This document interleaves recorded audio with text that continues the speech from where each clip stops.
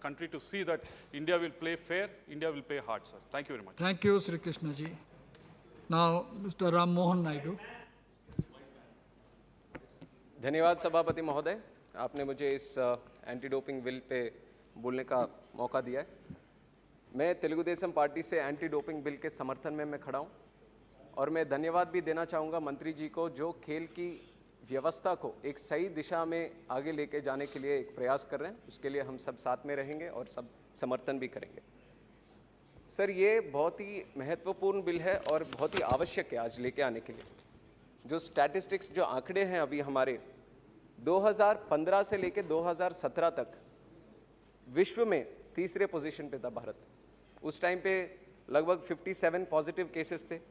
उसके बाद अगर देखा जाए तो 2018 में 117 पॉजिटिव केसेस हुए, 2019 में 255 केसेस हुए।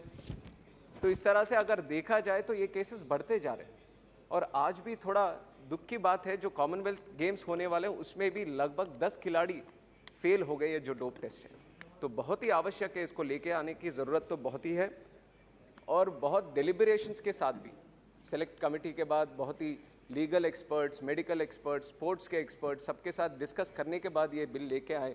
पर उसके बावजूद भी 2-3 ऐसे सुझाव हैं जो मैं आपके ज़रिए मंत्री जी को मैं यहाँ पे रखना चाहता हूँ। सबसे पहले, जो बहुत ही लोगों ने, सदस्यों ने भी मेरे से पहले जो बोल रखे हैं, उन सब ने भी ये बात उठाई है, जो डायरेक्टर जनरल का अपॉइंटमेंट या उसको जो निकालने के तरीका जो है, इसमें जो इन्वॉल्वमेंट है केंद्र सरकार की, वो डेफिनेटली वो कम होनी चाहिए या बिल्कुल होनी ही नहीं चाहिए। This is what the Wada also suggest. जो वर्ल्ड एंटी डोपिंग एजेंसी भी है वो भी यही सजेस्ट करता है कि एक इंडिपेंडेंट ऑर्गेनाइजेशन की तरह इसको चलना चाहिए। उसमें मिनिमम गवर्नेंस इंटरफेरेंस होना चाहिए ताकि वो अपने काम सही तरीके से बिना कोई इन्फ्लुएंस के साथ वो करे। और वाडा को क्यों इम्पोर्टेंट हम लेना चाहिए, क्योंकि एक देश ने इसी तरह वाडा के जो सजेशंस थे उसको नकारा तो उनको पूरे ओलंपिक से ही बैन हो गए वो रशिया। तो इसलिए हमें वाडा को बिल्कुल ध्यान में रख के कोई भी अगर निर्णय हम लेंगे तो ज़रूर उनके जो सजेशन है, उनके जो राय है, हमें ज़रूर पॉजिटिवली लेना चाहिए। सर, इसके बाद दूसरी जो बात है, अभी क्रिमिनल CRPC भी हमने ऐड किया है इसके ऊपर। तो ये बिल क्लॉज 19 भी सजेस्ट करता है कि NADA can enter, search and seize for anti doping activities under CRPC.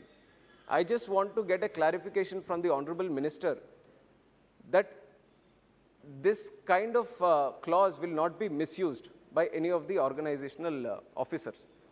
Will they be given any legal warrants before they are searching any player or not? That kind of clarification I would like from the Honorable Minister. Sir, other than this, एक और important बात जो मैं रखना चाहूँगा, national dope testing laboratory.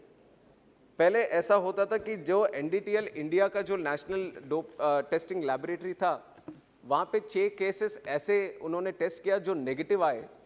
फिर बाद में मॉन्ट्रियल कनाडा में एक टेस्टिंग फैसिलिटी को जब उन्होंने भेजा तो वहाँ पे पॉजिटिव आए। तो इस तरह के काफ़ी इंस्टेंसेस ऐसे हुए थे जहाँ पे हमारे यहाँ पे अगर टेस्टिंग हो रहा था तो नेगेटिव आ रहे थे, कहीं और दूसरे लैब में अगर उसको करेंगे तो पॉजिटिव आएंगे। तो ऐसा क्या बदला? अभी तो ज़रूर ये लैबोरेटरीज़ को हम रिकग्नाइज़ करने के एक कानून तो लेके आ रहे हैं, पर ऐसा क्या बदलाव हम लेके आ रहे हैं इसके अंदर या इंफ्रास्ट्रक्चर के अंदर कि इस तरीके के इंस्टेंसेस आगे हम रिपीट नहीं करेंगे? तो this clarification also I definitely like from the honourable minister sir. Sir, the third point that I would want to make, इसमें एथलीट को डिफाइन किया है, but the only confusion that I have right here is if there is any player, foreign player, who is coming from outside the country and competing in an event in India, will he be under the ambit of this law or will he be under their own parent country law? तो ये भी अगर, क्योंकि athlete को पूरी तरह से उसमें डेफिनेशन में मैं समझ नहीं पा रहा हूँ कि अगर बाहर के खिलाड़ी यहाँ पे आके इस देश में खेलते हैं क्या वो भी इस कानून के अंदर आते हैं कि नहीं आते? तो वो भी एक बार क्लैरिफाई करना पड़ेगा सर। सर, इसके बावजूद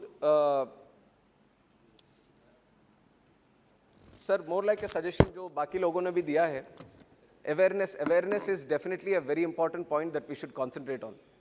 हम भी देखते हैं कि ज़्यादातर प्लेयर दूसरे लोगों के प्रेशर में आने के बाद, क्योंकि हमारे यहाँ पे है स्पोर्ट्स में कि मेक इट और ब्रेक इट, एक ही तरीका है कि आप वो टॉप में रहना चाहते हो तो परफॉर्मेंस पे ही बेस्ड है।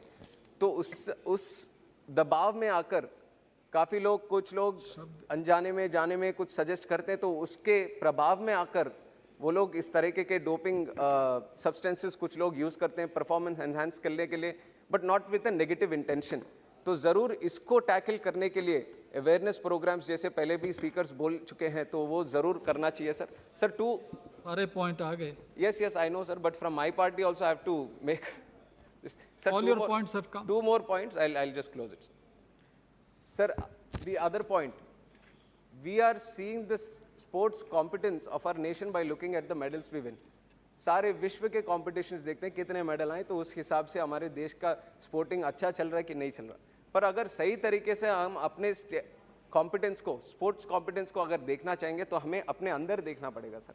गांव-गांव में देखना पड़ेगा, हमारे स्कूल्स में देखना पड़ेगा किस तरह का इंफ्रास्ट्रक्चर वहाँ पे बन रहा है, किस तरह से बच्चे वहाँ पे स्पोर्ट्स में जुड़कर वो अपने दिल से वहाँ पे खेल में वो शामिल हो रहे हैं, ये सब देखना पड़ेगा सर। तो इसके लिए मैं स्पोर्ट्स मिनिस्टर से रिक्वेस्ट करूँगा कि स्पोर्ट्स का इंफ्रास्ट्रक्चर स्कूल्स में भी इम्प्रूव किया जाए।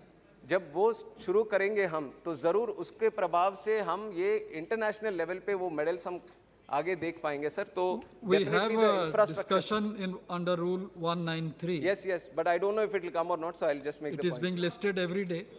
It will come. I thought only the reply is pending in that. ठीक, The discussion hoga, then I'll save my points for the later, sir.